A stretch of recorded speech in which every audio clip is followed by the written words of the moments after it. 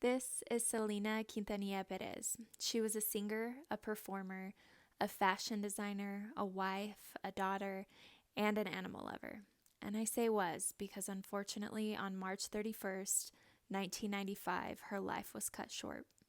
Also, if this is the first time we're meeting, hello, my name is Stacy. I'm a paramedic instructor, and I'm always looking for unique ways to learn and to teach. And that is what pushed me to start this series called Celebrity Deaths and EMS Perspective. It kind of just gives a medical perspective to these high profile cases.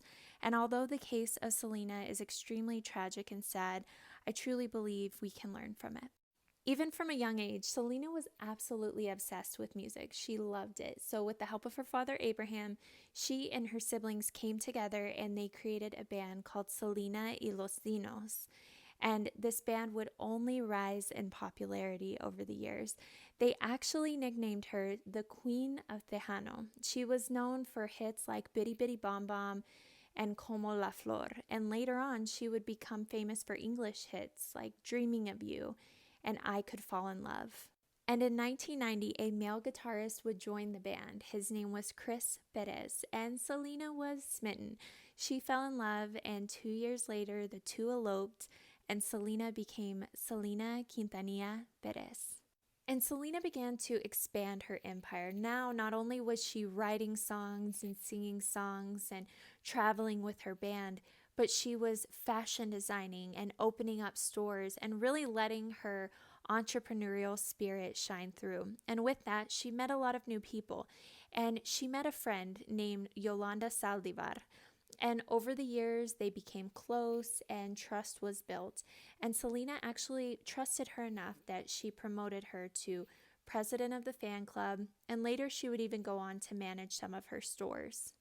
All was well until Abraham started to get several complaints that Selena's fan club members, although they had already paid their membership fee, were not receiving the merchandise that they were promised. So this sparked a bit of an investigation. Abraham talked to Selena. Selena and Abraham started to dive into the financials, and unfortunately they found out that some of the documents were missing. So naturally, Selena wanted to know where the missing documentation was, and she asked Yolanda for it, and Yolanda reassured her she could give her all of the financial documents. On March 31st, Yolanda and Selena agreed to meet at Yolanda's motel room at the Days Inn. They were going to discuss the financial issues, and then finally, Selena was going to be provided with the missing financial documents. But that would never happen. We will never know all of the details of what went down in that motel room that day or what was said, but we do know at some point the ladies disagreed and there was some type of argument. Selena turned to exit the room or run out of the room when Yolanda pulled a firearm and fired. And sadly, for Selena, her family, her friends, and her fans, Yolanda was successful in her aim and she shot Selena through her back. Selena, fearing for her life, ran through the courtyard, through the parking lot, and into the lobby of the motel room and collapsed. But just before she lost consciousness, she stated that it was Yolanda who had shot her and what room she was in. And those were the last words that Selena ever spoke. The staff in the lobby immediately called 911, and it is reported that EMS arrived in under 2 minutes, but it didn't matter because as soon as they got there, they found Selena already pulseless and surrounded by a puddle of blood. They immediately initiated CPR and transported her to the hospital. EMS did CPR on Selena the entire way to the hospital, and once in the emergency room, the ER staff took over. And at some point during the cardiac arrest, it's reported that pulses were regained, just long enough to get Selena into surgery and allow the surgeon to see what type of trauma she had going on in her body. Okay, quickly looking at this from a medical perspective, we know that whenever EMS arrived on scene, Selena was already pulseless and she was not breathing and she was surrounded by a puddle of blood.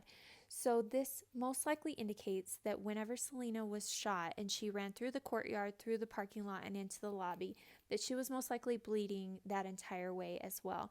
And then she collapsed and bled some more. So this is quite a bit of bleeding in a short amount of time. Now, there are some factors that could be considered like heart rate, blood pressure, adrenaline rush, the fact that she ran from the motel room to the lobby. All those things can be considered, but it does seem like an immense amount of blood loss for such a short amount of time, which would point to the fact that maybe we have some sort of artery hit or severed artery. If you don't already know what an artery is, it's just a blood vessel that carries oxygen. Okay, going back to when Selena first arrived at the hospital, pulses were restored, she was taken to surgery, the doctors were able to open her up and see the true extent of the damage. And the damage was major. She had major damage to her right lung, to her right collarbone, and her right subclavian artery was severed. If you don't already know what the subclavian artery is, it actually branches off the aorta. Stand by and we'll take a look. So as you can see, the right subclavian artery branches off the aorta, and the aorta is the largest artery in the human body. So quite a bit of blood is pumping through this area at one time. So unfortunately, when the gunshot went through Selena's back and her collarbone area, it severed the right subclavian artery, and that is why so much blood was able to escape before EMS ever got on scene. Now, looking at this from an EMS perspective, specifically a pre-hospital EMS perspective, is there anything that they could have done differently? Unfortunately, no. I think they did all that they could.